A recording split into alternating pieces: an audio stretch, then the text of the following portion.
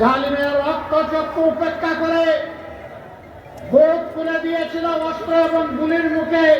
ভাই বসেন। যারা লড়াই করেছিল অকুত ভয়ে, যারা জীবন দিয়েছিল দেশের তরে, যারা পঙ্গুত্ব বরণ করেছে দেশ এবং সমাজকে মুক্ত করার জন্য, আমি এই সম্মাননা তাদের জন্য উৎসর্গ করলাম। এখানে যে কোনো একটা শহীদ পরিবার এটা গ্রহণ করবে। যেহেতু একজন বোন এখানে হাজির হয়ে শহীদ ভাইয়ের পক্ষে বক্তব্য দিয়েছে, আমি তার হাতে এটা তুলে দেব। সে সমস্ত শহীদদের পক্ষ থেকে এটাকে সংরক্ষণ করবে ইনশাআল্লাহ। ভাই একটু কাইন্ডলি বসেন আপনারা।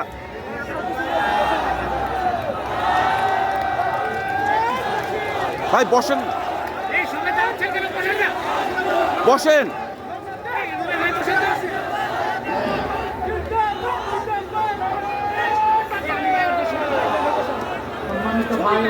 আপনি দাঁড়ান কেন ভাই?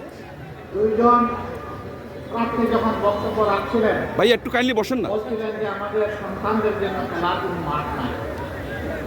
এইটার সাক্ষ্য দিচ্ছে আজকে রাস্তার উপরে এই জনসভা। খেলার মাঠ থাকলে আমরা জনগণকে কষ্ট দিতাম না। আমরা বাধ্য হয়ে এখানে দাঁড়িয়েছি।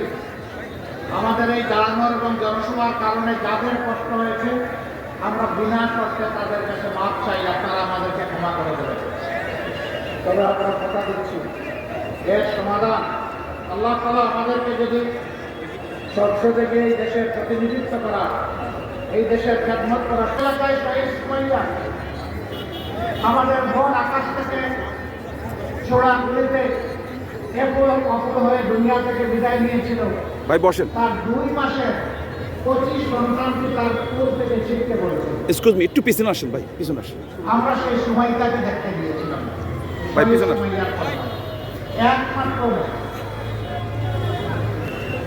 তার গার্মেন্টস কর্মীর স্বামী আমাকে জিজ্ঞেস করেছিল কথা বুঝবে, তখন মা কাকে বলে?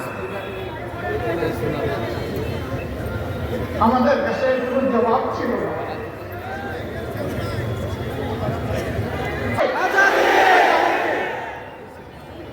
এই লড়াকু জাতি আজাদের জন্য লড়ে যাবে ইনশাআল্লাহ। আজাদি সম্পূর্ণ অর্জিত না হওয়া পর্যন্ত আমরা থামব না ইনশাআল্লাহ। বিইজনিল্লাহ বিজয় আমাদের নিশ্চিত হবে ইনশাআল্লাহ। আমরা পুরানা দেশের বস্তা পচা রাজনীতি বাংলাদেশে দেখতে চাই না। ইতিমধ্যে যুব সমাজ এই ম্যান্ডেট দিয়ে জানিয়ে দিয়েছে, আমরা বাংলাদেশে পরিবর্তন চাই।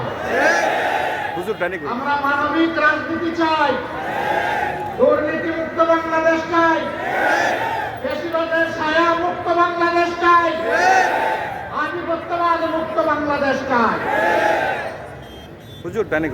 সম্মানিত ভাইরা, যারা জনগণের এই দাবি বুঝতে পারে না, জনগণের বুকের ভাষা বুঝে না, ইনশাআল্লাহ বাংলাদেশের সংগ্রামী জনগণ আগামী 12 তারিখ তাদেরকে বুঝিয়ে দেবে।